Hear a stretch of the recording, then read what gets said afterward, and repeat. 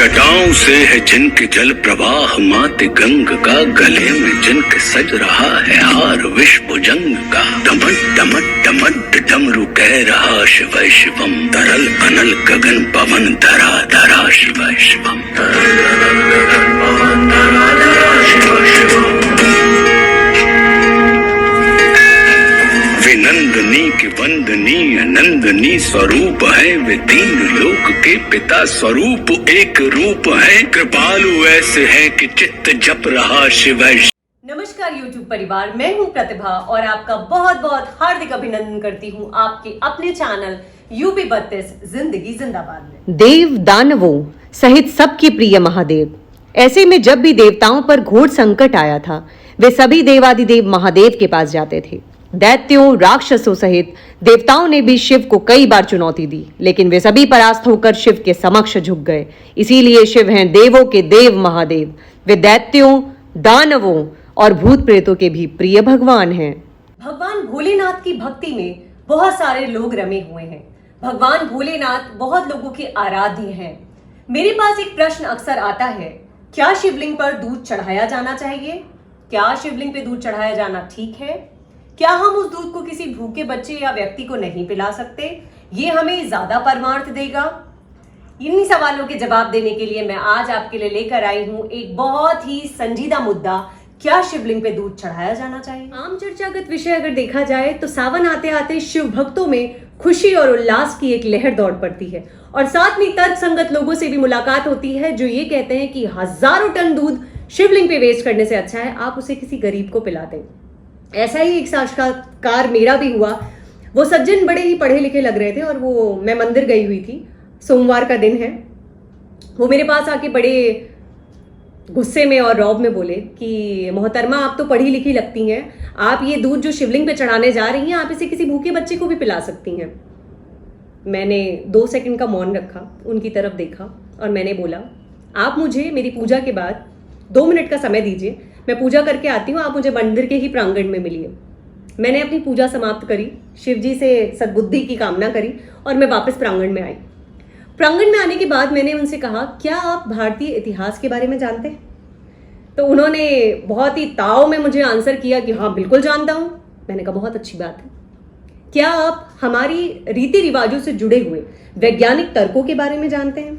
तो उन्होंने थोड़ा सा झिझकते हुए कहा हाँ लगभग। मैं मुस्कुराई और मैंने बोला क्या आप जानते हैं कि शिवलिंग पे दूध क्यों चढ़ाया जाता है?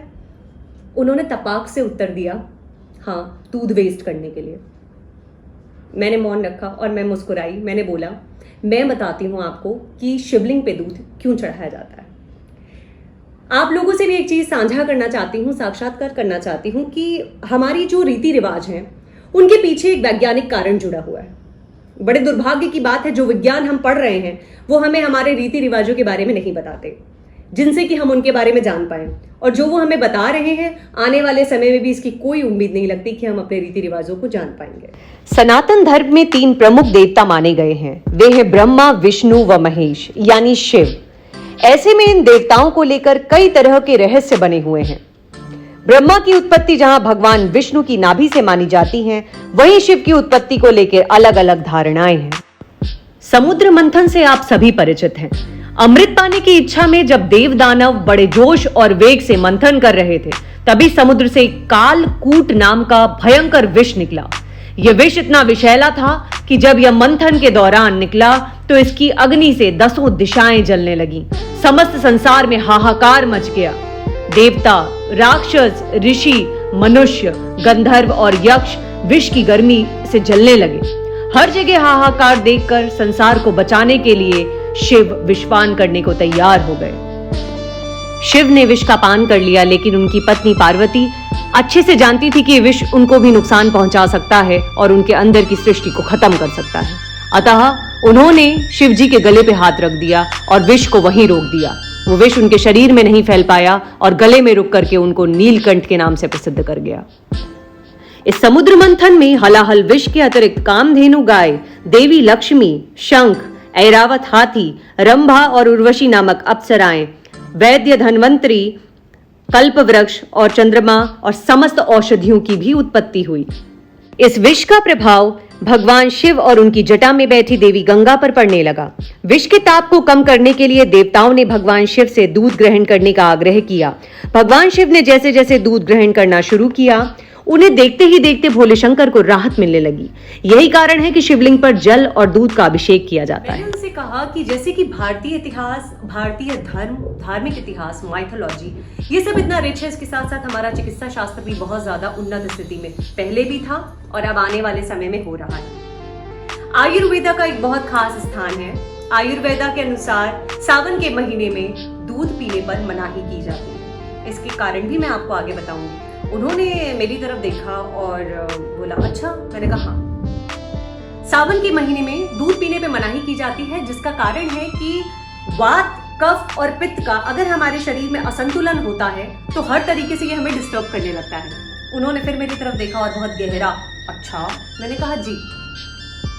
इसलिए एक परंपरा बनाई गई जिसमें कि दूध को शिवजी पे चढ़ाने का एक नियम निकाला गया, जिससे कि दूध का कंजम्पशन कम होगा और लोगों के अंदर दूध कम जाएगा, प्राणियों का स्वास्थ्य अच्छा बनेगा और मनुष्य का जो स्वास्थ्य शास्त्र है वो तो अच्छा बना ही रहेगा और दीर्घायु होगा। इसलिए भी शिवलिंग पे दूध चढ़ाने की परंपरा है। तो उन्होंने मुझसे कहा कि ये तो आम सी बात है, ये तो बता के भी समझाई जा सकती है। तो मैंने कहा कि सर बड़ी विडंबना है। अब आपकी जेब में जैसे कि मैं देख सकती हूँ एक सिगरेट का बॉक्स रखा हुआ है, उसमें भी लिखा हुआ है कि smoking is injurious to health. वो भी आपको बताया ही गया है, लेकिन क्या आपने सिगरेट छोड़ दी? वो थोड़ा सा सकपका गए।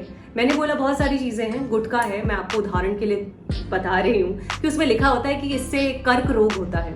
क्या आप लोगों ने या जो कंजम्पशन करते हैं गुटखे का, क्या वो गुटखा खाना छोड़ देते हैं?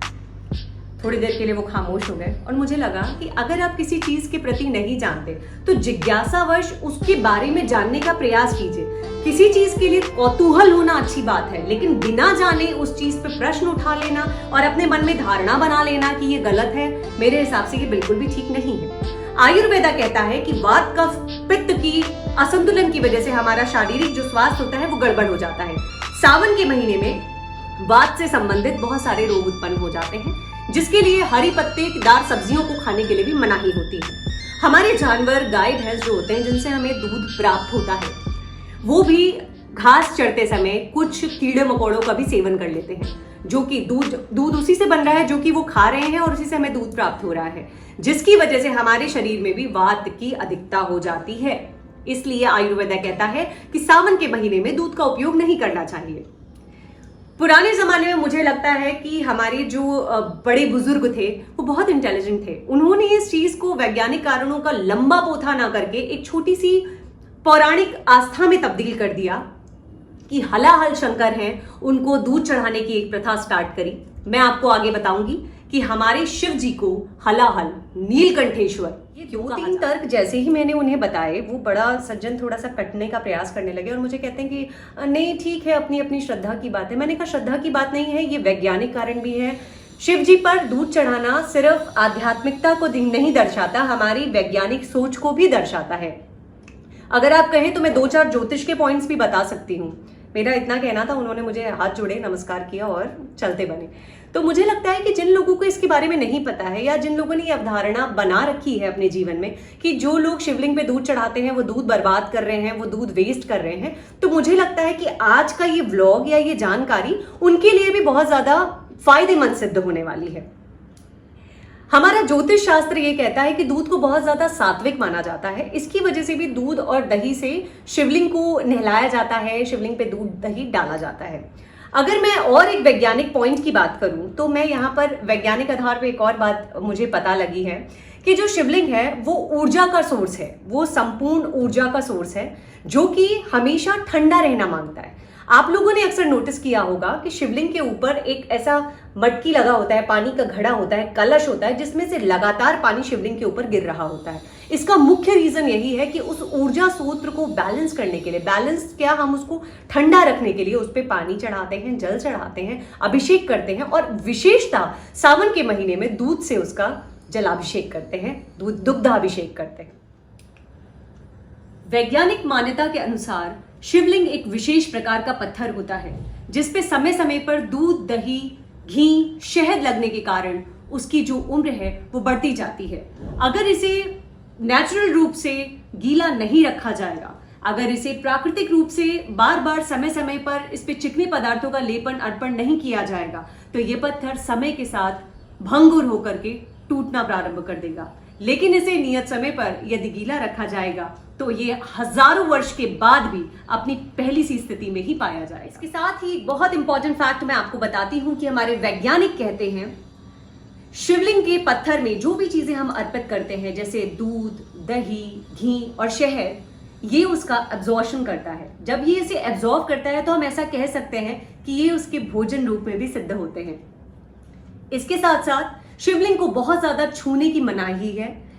वैज्ञानिकों का मानना है इससे भी शिवलिंग का शरण होता है, यानी कि एक निश्चित समय पे और एक उचित मात्रा में शिवलिंग पर चीजें अर्पित करी जाती हैं। इसीलिए सोमवार और सावन का महीना शिव जी के अभिषेक के लिए चुना गया है और आप अक्सर ये अभिषेक सावन के महीने में होते हुए पाते हैं। मुझे लगता है कि मेरा ये छोटा सा प्रयास, जो भी जानकारी मैंने आप लोगों को दी है, बहुत सारे लोग ऐसे होंगे जो इसके बारे में जानकारी रखते होंगे और कई लोग ऐसे होंगे जिनको इससे बहुत ज्यादा हेल्प हुई होगी ये जानने में कि अगर हम शिव जी पे दुग्धाभिषेक करते हैं या उन पे दूध दही चढ़ाते हैं तो हम उसे किसी को पिला देंगे तो उसको शारीरिक स्वास्थ्य उसका अच्छा नहीं करेंगे, उसको वात कफ की समस्या पैदा कर देंगे, स्पेशली सावन के महीने में। तो अगर आपको लगता है ये जानकारी थोड़ी सी भी यूजफुल रही हो तो बिल्कुल भी लाइक करना मत भूलिएगा और अगर आप पहली बार मेरा चैनल देख रहे हैं तो मेरे चैनल को सब्सक्राइब करना मत भूलिएगा। मैं ऐसे ही जानकारी से भरे हुए वीडियोस आप लोगों के लिए लाती रहूंगी।